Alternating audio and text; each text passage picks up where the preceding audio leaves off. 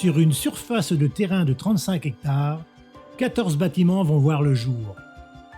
En juillet 1983, la SFME, Société de fonderie et de mécanique de l'Est, va démarrer progressivement la fabrication de carters en alliage léger coulés sous pression. Je suis parti sur Mulhouse, j'ai eu l'opportunité de me faire embaucher donc chez Peugeot Mulhouse. J'ai travaillé jusqu'en 83, jusqu'à ma mutation en août 83 où j'ai fait le démarrage de l'usine.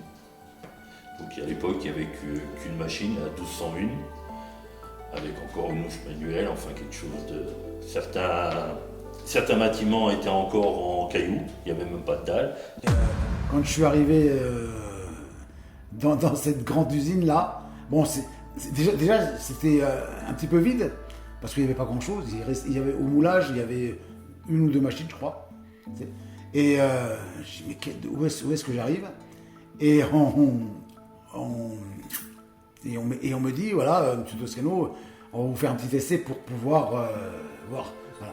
Et on me présente un morceau de ferrette, parce que moi au départ c'est un morceau de ferrette. Et on me donne une meule et puis il me dit voilà, il faut creuser une masselotte. Déjà je ne savais pas ce que c'était une masselotte, je ne connaissais pas. Et il me montre une masselotte en aluminium, il me dit voilà, mais il faut creuser cette masselotte dans ce morceau de ferraille. Je savais donc, je dis mince, je rêverais jamais. Donc tant bien que mal j'ai réussi à la creuser. Ça a donné ce que ça a donné, hein. C'était pas nickel, mais donc c'était mon test pour rentrer à la SFME, bien entendu.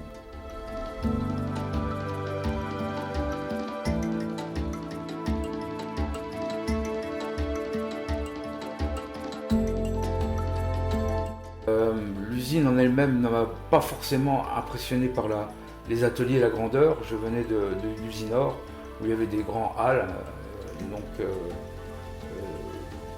la taille ne m'a pas impressionné forcément. Par contre, ce qui m'a impressionné, c'était pour l'époque, c'était de voir quelque chose de propre, neuf aussi, de travailler dans du neuf.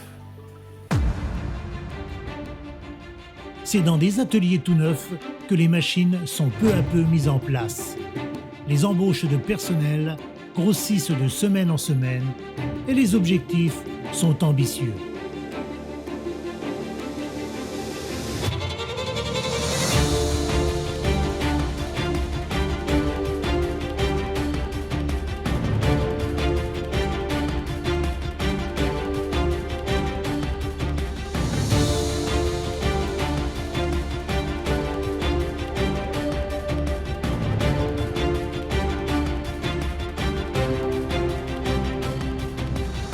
Du départ SFME donc en 83 jusqu'à la fin de la période, on va dire périmètre PSA, on a connu 4 directeurs, chacun marquant par leur personnalité et tout ce qu'ils ont fait donc pour ce site. Donc le premier était André Sévos-Goya. Donc lui est arrivé en 83 au tout début de l'usine, ça a été le premier directeur, c'est on va dire le père fondateur de l'usine qui aspirait du respect, qui était aussi très formateur et très pédagogue et assez. J'aurais pu un peu être sa fille à l'époque et donc il était aussi assez paternaliste, j'ai dit.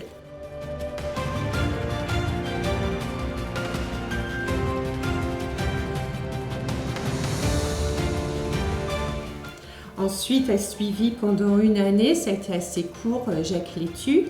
Donc Jacques Létu, tout en bienveillance, humanité, c'était vraiment sa personnalité. Un suivi ensuite Christian Baroero. Donc lui c'était autre chose, c'était dynamisme, monsieur 100 000 volts, toujours une idée, toujours à construire quelque chose de nouveau, mais très enrichissant.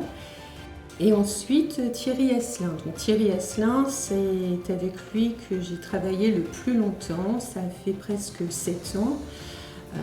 Donc Thierry Asselin, vraiment quelqu'un de formidable, tant au niveau humain que technique, toujours dans l'écoute, le partage, beaucoup d'investissement.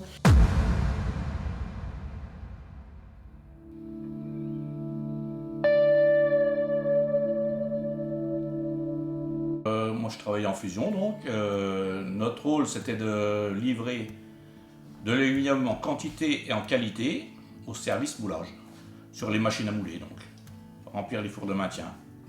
On était 4 équipes de 4 personnes, comme vous tournez en 4-8, donc. Il y avait un moniteur, un fondeur et 2 caristes poche.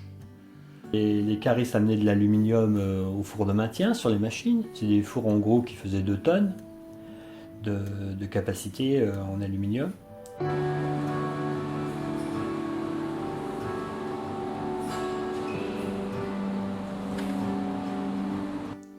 Le fondeur, lui, il devait se regarder et alimenter les fours de 30 tonnes. Avec les fours de fusion, on refondait donc les carottes, les maslottes, les lingots, tout, et on devait alimenter.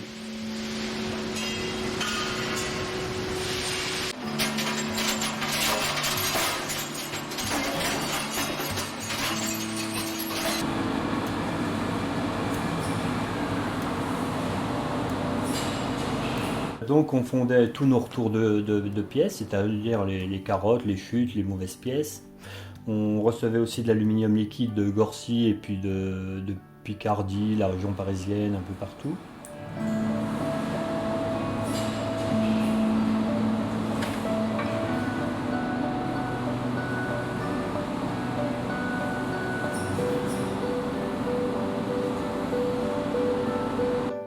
Et le moniteur donc était chargé d'aider le fondeur sur les fours, tout, et il s'occupait plus de l'entretien, des panaches des fours sur machine et même les fours de fusion. Il y avait certains. Ce qu'on faisait, c'est que les moniteurs, on venait les week-ends entretenir les fours, tout ça, décrasser, tout, pour quand l'usine était fermée, pour pouvoir le lundi, dès le dimanche soir ou le lundi, redémarrer et être optimum quoi, pour le démarrage, avoir la capacité maximum. Il y avait toujours une concurrence un peu entre équipes, à celui qui voulait fondre un peu plus. Tout. Mais il y avait une bonne entente entre tout le monde. De toute façon, quand il y avait des fois des débordements d'alu, excusez-moi du terme, on était tous dans la merde, c'était les 4 équipes. Tout le monde se donnait un coup de main, on était soudés, on n'avait pas le choix, de toute façon c'était nos outils de travail, il fallait qu'on avait dans l'ensemble une bonne entente. Malgré qu'il y ait toujours des petites concurrences, c'est tout, mais il y avait quand même une bonne ambiance. Donc le but principal c'est d'amener l'aluminium à bonne température, propre et à temps voulu. Voilà, faut pas arrêter les machines.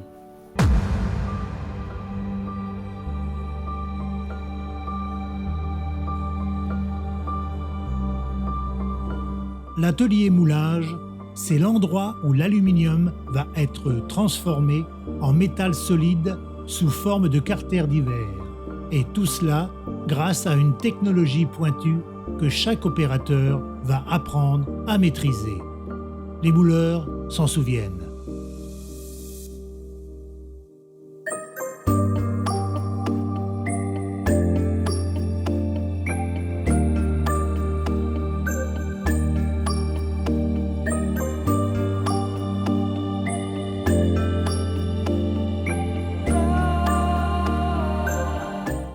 J'ai commencé ces FME, donc je suis arrivé un matin. On m'a mis avec 2 personnes sur une 1600 tonnes. Donc au début, je les ai plutôt regardés faire. Et au bout d'un petit moment, donc ils m'ont dit allez, ça y est, il faut y aller. Bon après, c'est pas un métier facile parce qu'il y a la chaleur, il y a l'humidité. Et puis, je veux dire, il faut faire attention aussi à tout ce qui est environnement sur le chantier. C'est pas des petits chantiers, donc c'est aussi dangereux. Donc, à faire attention. On travaillait beaucoup en manuel, parce que c'est une usine qui démarrait, donc il n'y avait pas d'automatisation. Donc c'est assez pénible, entre le poids des pièces, les poussières, les vapeurs, le potéage, le bruit. Pour refroidir le moule, on utilisait une soufflette. Alors suivant le moule, la soufflette était plus ou moins grosse. Mais le premier jour, quand on utilise la soufflette, quand on regarde les collègues, ça a l'air facile. Mais nous, quand on la prend la première fois dans la main, dès l'instant où on appuie sur la poignée de la soufflette, comme ça elle fonctionne avec de l'air comprimé, eh bien on se prend la soufflette à travers le visage Et ça nous apprend, c'est la marque du métier, quoi. Tout bon mouleur a la marque de la sulfate au milieu du visage. Quand on avait injecté l'aluminium dans les moules, ben, pour diverses raisons, il arrivait que la pièce elle restait collée. Donc l'aluminium restait collé sur le moule et il fallait qu'on le décolle. Et ça, c'était pas une mince affaire parce que bon, il fallait prendre le chalumeau, il fallait tout fondre l'aluminium et la chaleur qu'il y avait dedans, c'était assez extraordinaire comme chaleur. Donc ça on n'aimait pas beaucoup. Après, ben, moi j'ai connu, comme beaucoup de collègues, l'automatisation qui nous a nettement amélioré la qualité de travail et puis surtout la santé physique. Parce que nous, on était contents d'avoir des robots qui faisaient notre boulot, on avait beaucoup moins mal au dos, on respirait moins de saleté, etc. Donc pour nous, c'était tout bénef. Sur la 1203, donc, ils avaient installé un robot de préhension. Donc c'est le robot de préhension qui, lui, allait chercher la pièce.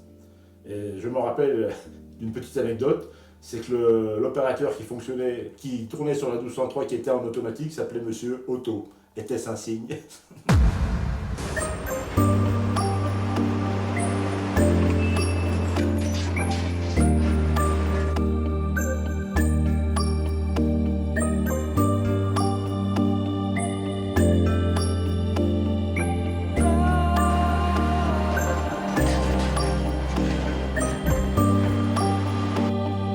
Tous ces carters fabriqués étaient surveillés de très près.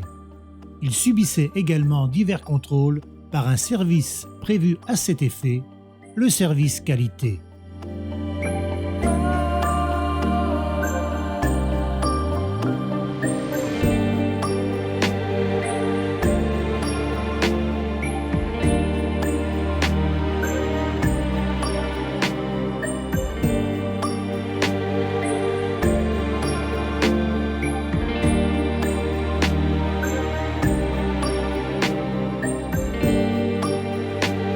À deux par équipe et puis un métrologue, et en fonction du nombre de machines qui montaient, bon, on est passé à 3.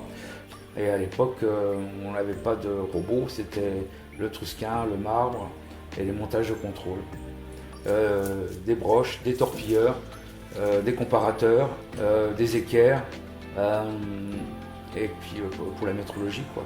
Donc on travaillait sur plan, et puis si tu devais ressortir des PV, bah, c'était avec le calque, c'était tout écrit à la main. On travaillait sur des pièces où il y avait une précision, donc avec une tolérance de plus ou moins 0,25, alors centième je parle. Et bah, après il faut se mettre dans le contexte où il y a des milliers de moteurs et qui doivent tous être exacts.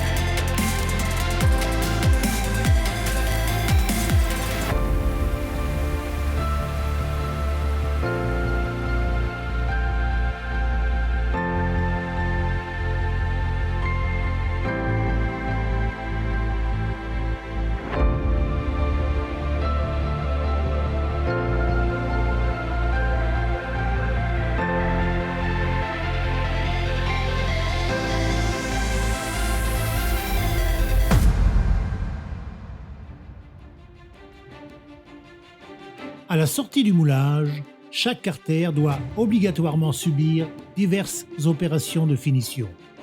Découpe, ébavurage, détoilage et grenaillage.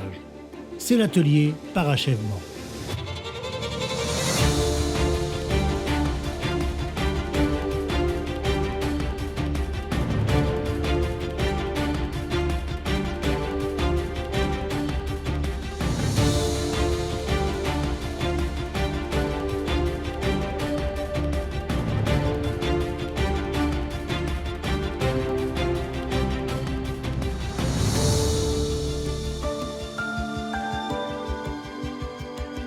Alors, l'atelier parachèvement était bien particulier.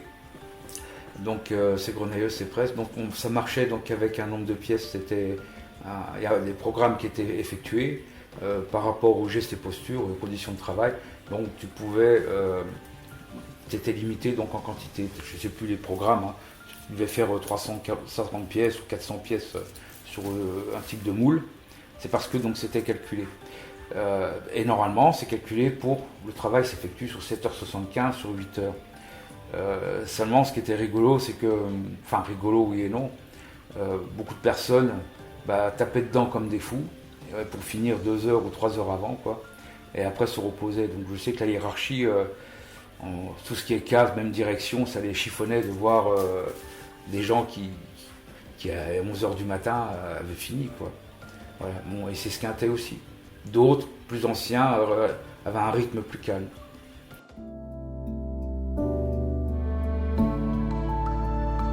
Un rythme plus calme. Un ancien comme Francis Vendremeuse avait su le trouver dans sa vie privée comme dans son travail. Il nous raconte. Au début, c'était pas ça, il fallait prendre le rythme, tout ça. C'était pas évident, quoi. Mais après, à la longue, ça se fait. Le seul truc que j'aimais pas trop, c'était les 2-2. Les tournées 2 du matin, 2 d'après-midi, 2 de nuit. Alors ça, c'était tuant.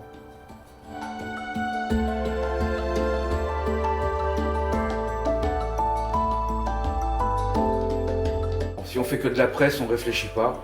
On tape dedans. Si on fait du contrôle, ça peut être un peu plus intéressant. Mais c'est vrai que au niveau technique, il n'y a rien, quoi. Il y a rien. On contrôle des produits et ça s'arrête là. On ne sent pas une évolution possible. Ou alors, il faut se détacher progressivement en essayant de vouloir dépanner un petit peu, faire du niveau 1 pour dépanner un peu sa grenailleuse, ce genre de choses. Au début, j'ai commencé par le parage. Après, j'ai fini au moulage. Du moulage, je suis retourné à la qualité. Puis j'ai resté jusqu'à temps que je sois parti en retraite à la qualité.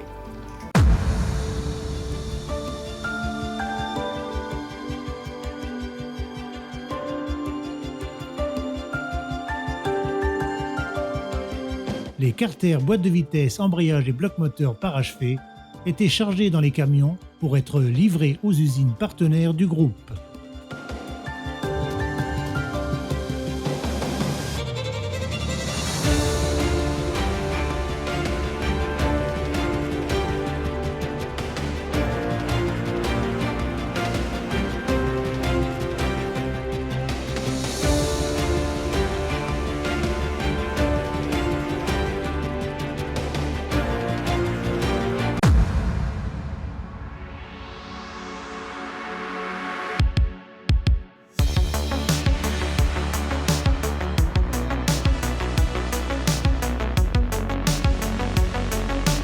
Pour assurer et fiabiliser l'outil de production, la maintenance était responsable de l'entretien des moules.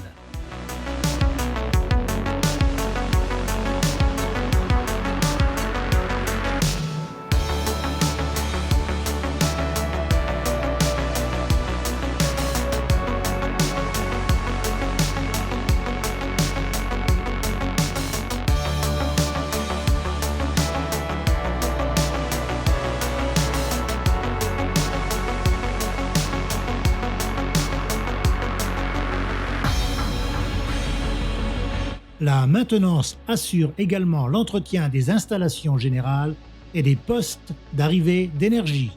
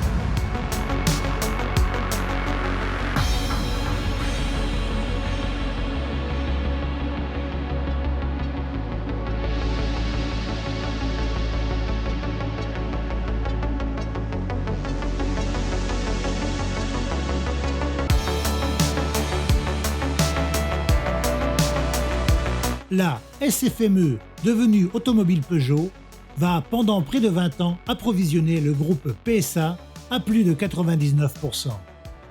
Cette fonderie sous pression automatisée donnera au personnel la possibilité de se former et de s'épanouir dans son métier. Ainsi, chacun sera invité à participer au développement de l'entreprise en apportant des améliorations sur son poste de travail.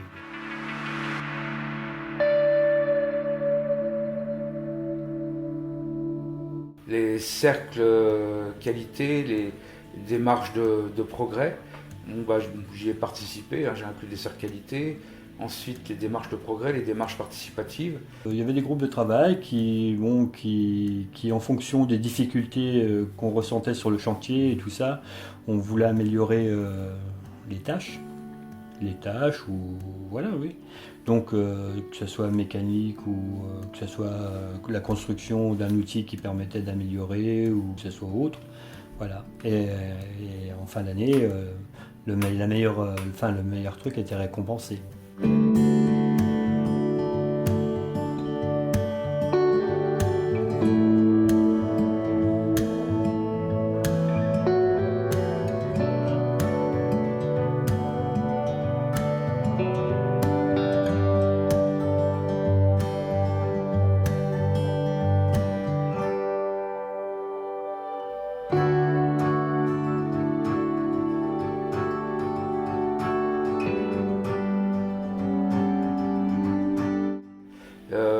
De mémoire, je crois qu'une fois par an, donc il y avait la journée, on va dire, qualité en quelque sorte, où il y avait donc tous des stands, chaque cercle qualité exposait, montrait son travail.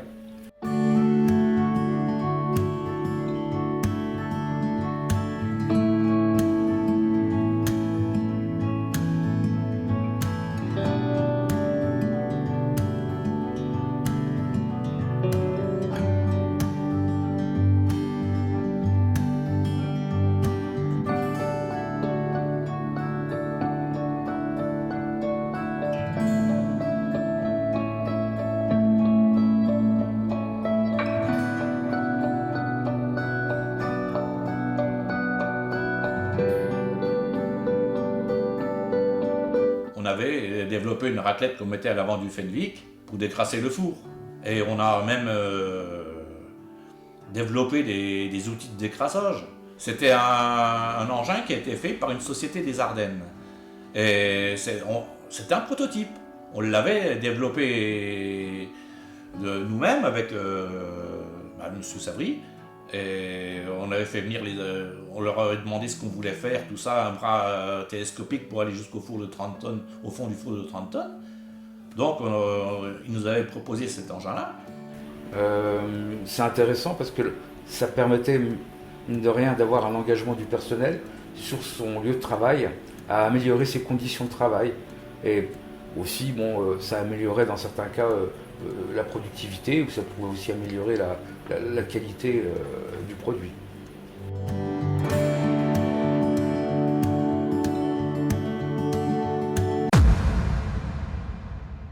Comme tout grand groupe, Automobile Peugeot proposait à l'ensemble de son personnel de nombreux avantages.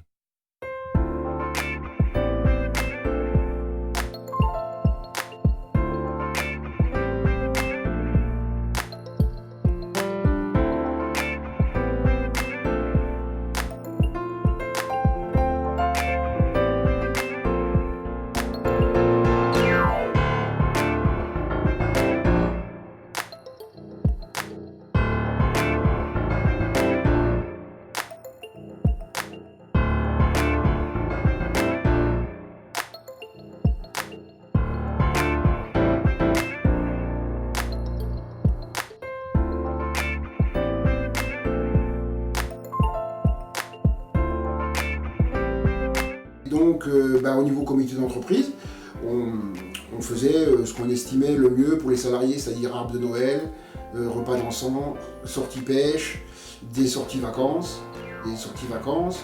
On faisait aussi de la billetterie qui marchait très très bien, avec des participations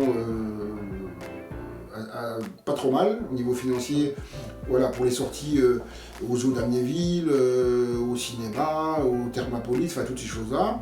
Donc on faisait pas mal d'activités au niveau du CE. On faisait dernièrement, ce qui plaisait le plus aux gens, c'était des chèques cadeaux, des cartes cadeaux. On faisait pour la fête des mères, on faisait une petite réception pour la fête des mères, pour les femmes qui travaillent chez nous. On faisait pas mal de choses, quoi, hein.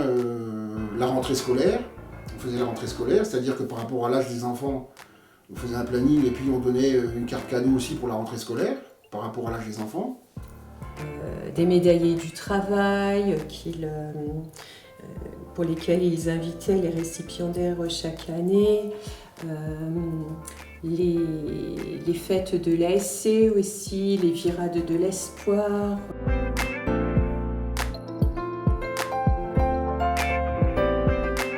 On avait un local ASC où chaque section avait son bureau.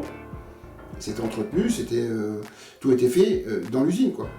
Et donc il y avait tennis, club mécanique avec des kartings, il y avait le club photo, le foot, il y avait le club cycliste, il y avait pas mal de clubs et ça permettait de faire des animations.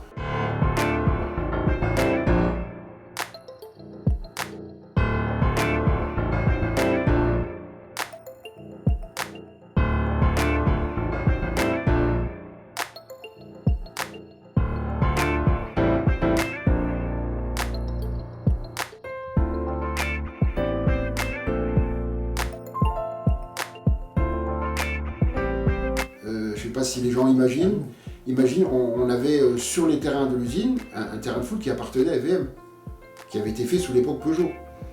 Où à l'époque on faisait des tournois interfonderie Peugeot. Donc nous on se déplaçait à la fonderie, moi j'ai été à Sochaux, j'étais à Sept-Fonds, Mulhouse, et l'année d'après c'est nous qui recevions. Donc on recevait tous les équipes de foot des usines, des fonderies plutôt, de l'Est, du Grand Est français, et on les accueillait sur notre terrain de foot.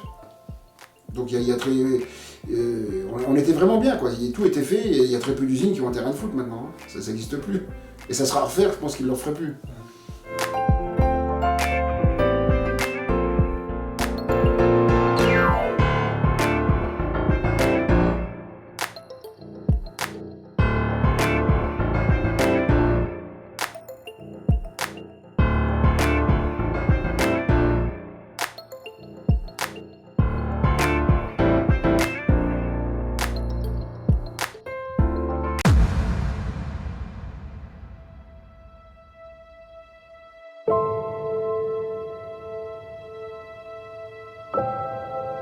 Depuis plusieurs semaines, des rumeurs inquiétantes circulaient dans les ateliers.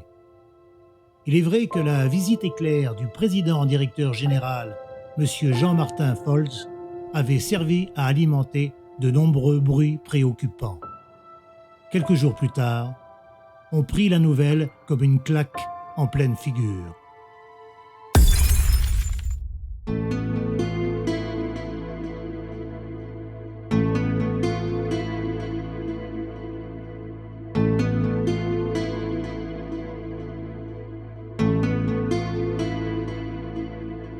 Quand le coup près est tombé, c'est sûr qu'on était très déçus parce que personne ne peut être content de quitter un groupe comme PSA.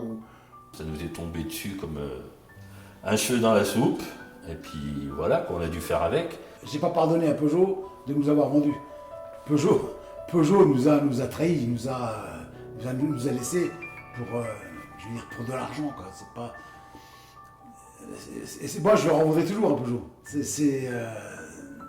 Ils ont cassé un système qui fonctionnait bien, bon, qui soi-disant ne rapportait plus pour eux. Ça, je sais pas, je suis pas sûr, mais ils ont cassé un système qui fonctionnait bien, et tout ça pour de l'argent, quoi. Donc ça m'a pas plu. On a quitté la culture d'un grand groupe et tous les avantages et l'esprit d'appartenance, et l'esprit de fierté aussi qui était d'appartenir à un grand groupe comme le groupe PSA. Un groupe de fondeurs avec un périmètre plus petit, plus industriel, avec des repreneurs qui étaient des investisseurs, donc qui n'étaient pas du tout dans la même optique. Bon, c'est sûr que ça a semé un sacré doute au sein de la boîte. On en discutait entre nous, on se demandait le pourquoi et du comment, et surtout notre devenir. Il était plus intéressant pour nous que des investisseurs donnent les moyens pour qu'on se développe et qu'on puisse vivre mieux. MB, c'est celui qui a le plus investi. Et à mon avis perso, ils ont investi trop vite. Avec des machines neuves tout de suite, avec une embauche de je ne sais plus combien de dizaines de salariés. Donc moi perso, ça a été trop vite, parce qu'on n'a pas su prendre en compte tout ça.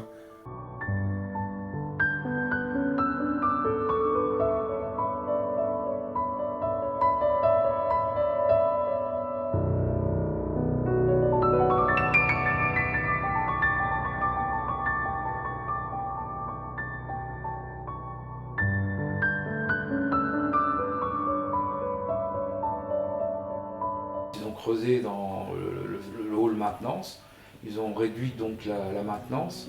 Et après, je ne suis pas forcément un expert là-dessus, mais d'après ce que j'ai compris, on n'a pas acheté, on va dire, un hall exclusif à tout compris, c'est-à-dire une machine tout équipée. On a acheté la machine et puis après on achète le four ailleurs, ou on achète. Ça a été monté un peu bizarrement, quoi. Moi, je ne m'en plains pas personnellement, parce qu'ils ont aussi mis de l'argent. Ils ont quand même installé 6 nouveaux chantiers dans le hall 2. Donc pour nous, c'était tout nouveau. Les chantiers n'étaient pas installés de la même façon. Mais je veux dire, ça nous laissait augurer de bonnes choses quand même, parce que l'investissement continuait. C'est vrai que quand on les a vus arriver, voiture de fonction, investissement, ça a levé un peu de doute, mais jamais trop rassuré quand même, franchement. Encore que MB, je me souviens être allé, c'était Saint-Claude, aller visiter, et j'ai vu dans quelles conditions ils travaillaient. Ça m'a fait peur. Franchement, ça m'a fait peur. Au niveau sécurité, j'avais la tête près de l'injection d'une machine, il n'y avait pas de carter, rien du tout. C'est vrai qu'on voyait un décalage entre eux et nous, quoi, assez marqué. Sur leur façon de travailler et tout, bon, ben, ils investissaient, donc c'était un peu rassurant. On s'est retrouvé avec des fabricants de passoires qui pensaient nous apprendre à travailler. Voilà, quoi. Et faut pas chercher, quoi. Donc ils ont coulé la boîte.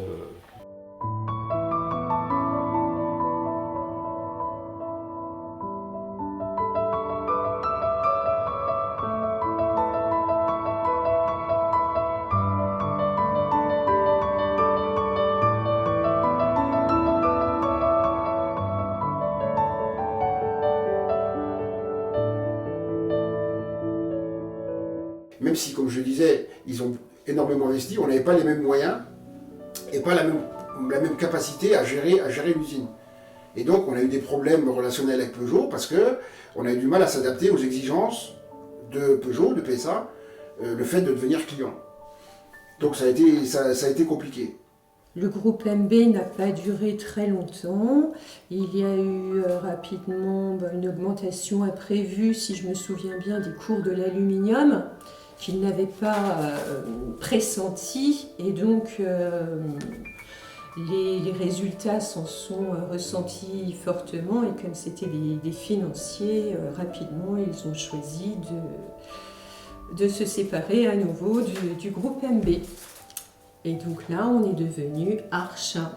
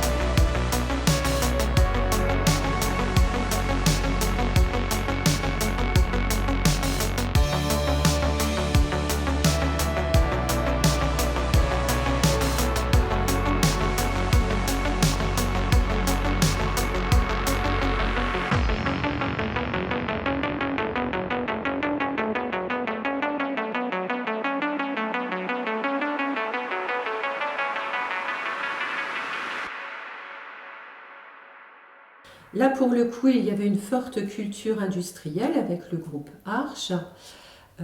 C'était aussi des bons gestionnaires. Les premières années se sont pas trop mal passées, où c'est la dernière fois où on a une participation bénéfice et tout, parce que ça tournait pas trop mal. Malgré les lourdes dettes laissées par leur prédécesseur Manzoni-Bouchot, le groupe Arche souligne vouloir ajouter au métier de fondeur de FVM les compétences d'usineur et d'assembleur. Plusieurs unités d'usinage vont donc être installées, ainsi que l'embauche de personnel qualifié. Mais les difficultés industrielles, le manque de moyens pour investir, peut-être aussi le choix de privilégier la maison mère qui était à l'époque dans l'Aveyron, ont fait que l'usine a vieilli et n'a pas su rester performante. Ils favorisaient leur usine mère qui se trouve dans l'Aveyron. Et donc nous on était un peu les laissés pour compte de la société Arche. Et je pense qu'ils ont vu trop grand, et au bout de quelques années, ils se sont aperçus qu'ils n'avaient plus les moyens financiers d'accompagner les usines. Et c'est là que le déclin a commencé. Le mécontentement était de plus en plus présent. Les salaires n'évoluaient plus, le climat social se dégradait, ce qui devait arriver arriva.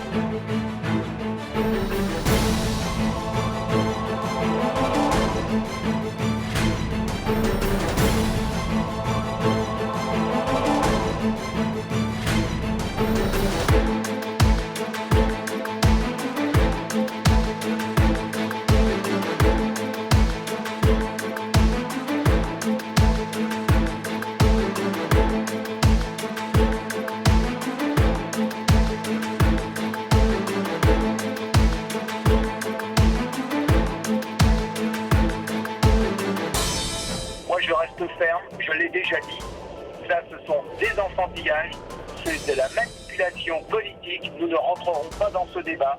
Et je vais simplement, pour terminer, vous dire que 2 personnes sont à 28% au-dessus du SMIC, 53 personnes à 47% au-dessus du SMIC, et le reste des salaires moyens de l'usine est à 70% au-dessus du SMIC.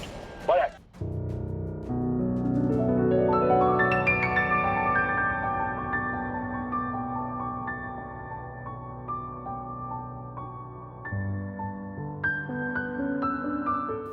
On ne sait pas tout, mais bon, il y avait des engagements de PSA au niveau du carnet de commandes vis-à-vis du groupe Arche qui n'ont pas été à la hauteur de ce qui avait été exprimé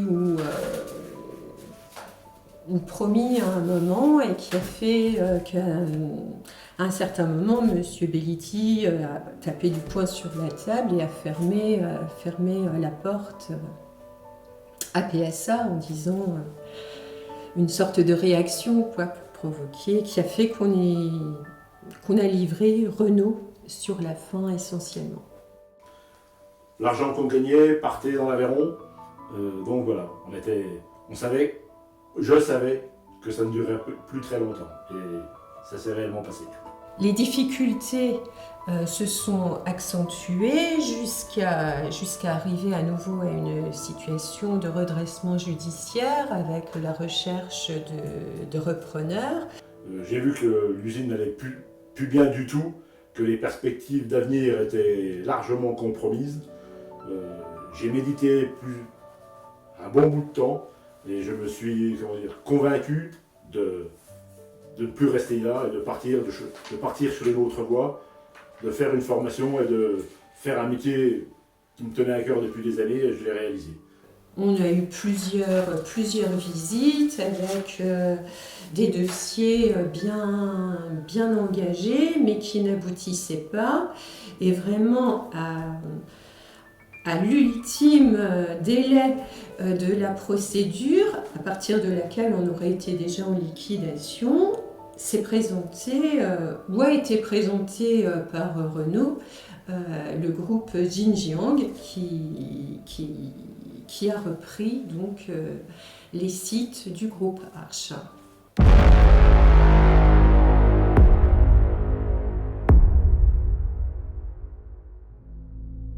On a été repris pour 1 euro symbolique par un groupe chinois. Et là, je me suis dit, c'est bon pour moi, j'arrête, je change de voie. Les conditions de travail ne me plaisaient plus. Donc j'ai demandé à partir et ça a été accepté. Quand je suis parti, j'ai pas honte de dire que j'avais les larmes aux yeux. Parce que c'est une usine où j'ai passé 33 ans de ma vie. Donc 33 ans, c'est pas rien. Et quand vous quittez une usine comme ça, où vous avez passé une bonne période de votre vie, c'est pas anodin. Je veux dire, vous quittez pas 33 ans dans un endroit avec des personnes et puis des gens que vous avez, on peut dire le mot, apprécié, voire aimé, certaines. Vous ne sortez pas indemne d'une aventure pareille.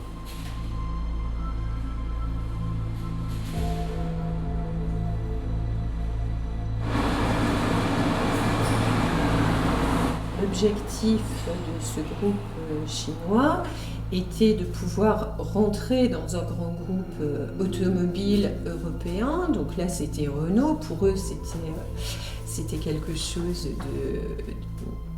C'est ce qu'ils souhaitaient. Ils avaient l'argent, donc beaucoup d'investissements étaient promis. Et là, le choc des cultures.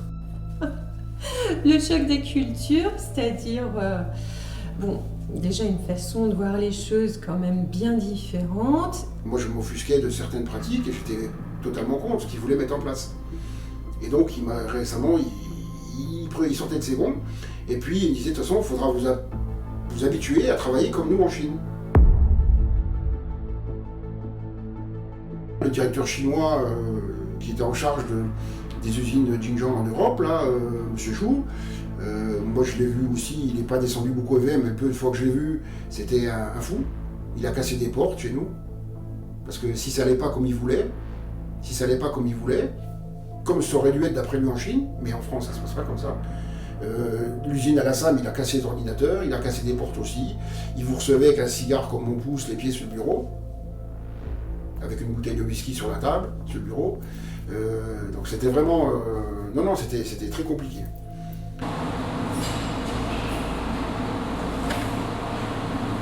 Le climat est pas sain. Les gens vont travailler, mais il y en a beaucoup qui avaient une boule au ventre, qui avaient de nombreux arrêts maladie, parce que c'était intenable. Des engagements de Renault qui ne sont jamais venus, ou en tout cas pas de la façon imaginée, c'est-à-dire avec un dialogue aussi, un dialogue de sourds, à savoir Renault qui disait « Quand vous aurez investi, vous aurez des commandes » et Xinjiang de répondre « Quand on aura les commandes, on investira ». Et finalement, on est toujours resté dans cette forme de non-engagement.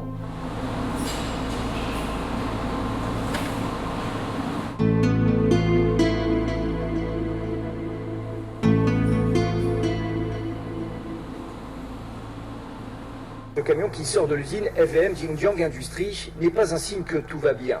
Certes, salariés et syndicats de ce site situé à Villers-la-Montagne ont repris le travail et ne bloquent plus les accès à l'entreprise, mais la colère est là. Une colère née il y a quelques semaines lorsque la direction a annoncé sa volonté de supprimer des emplois. Pour l'instant, ils annoncent 120 licenciements à peu près. Donc sur 160 personnes, il resterait à peu près 40 personnes. Qu'est-ce que vont devenir ces 40 personnes? Qu'est-ce qu'elles vont faire? Alors ce serait pour continuer de la production sur seulement 3 références, donc 4 ou 5 machines maximum. Et puis le démontage des machines vétustes pour faire du rétrofit et de la remise en état. Trop vétuste, pas assez rentable. Voilà ce qu'entendent les salariés de cette usine reprise en 2017 par le numéro 1 chinois de l'aluminium. Le site de Villers-la-Montagne fabrique des carters pour véhicules diesel pour Renault et le diesel n'a plus le vent en poupe. Notre employeur doit investir dans la rénovation des machines et trouver des nouveaux clients pour qu'on soit performant et qu'on puisse vivre. Vous y croyez? Vous pensez que c'est un site qui est encore viable? Je pense qu'il est viable, mais je pense qu'il faudra mettre la main à la poche, quoi. Puisqu'on est quand même, on a quand même des machines assez anciennes et qui ont été laissées à l'abandon, quoi. Mercredi dernier, à Paris, au ministère de l'économie, une rencontre a eu lieu entre la direction, les syndicats et des représentants de l'État. Officiellement, rien n'en est sorti. Mais nous savons désormais qu'un PSE, un plan de sauvegarde de l'emploi, est actuellement en préparation et devrait être rapidement présenté aux 160 salariés de l'usine. Quant à la direction, que nous avons rencontrée ce matin, elle n'a pas tenu à s'exprimer devant notre caméra. Xinjiang est rentré en guerre contre Renault. Il voulait les faire payer les trous qu'il y avait à la fin du mois dans les caisses. Il voulait leur faire payer les investissements. Et puis ça, après, c'est devenu une guerre, quoi. Ça a été de mal en pis jusqu'à la fin de l'usine, jusqu'à arriver à nouveau donc à un redressement judiciaire, à la recherche de nouveaux repreneurs, avec quelques projets donc, qui n'ont pas été acceptés par Renault, puisque Renault était donc notre client principal. C'était Renault qui finançait aussi toute cette période, qui payait les salaires, qui payait tout. Donc c'est eux qui devaient donner leur accord pour une reprise ou non. Il n'y a pas eu accord et donc l'histoire s'est terminée pour nous tous en avril 2021, il y a un peu plus d'un an et demi maintenant.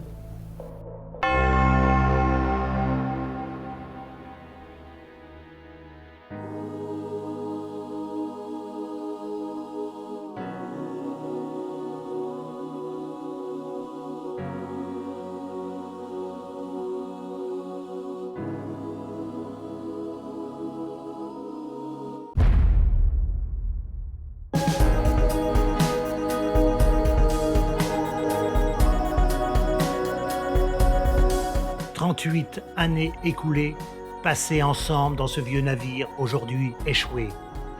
Vieille carcasse d'acier fatigué, pour nous désormais, l'alu ne coulera plus. Nous l'avons vu se bâtir et grandir sous différents drapeaux. Souvenez-vous de l'époque où, de machine en machine installée, notre usine se développait. Mais hélas, nous l'avons vu également souffrir, agoniser jusqu'à en mourir. C'est ainsi. Mais surtout, n'oublions pas qui nous étions. Nous étions des fondeurs, des ouvriers de la fonderie de Villers.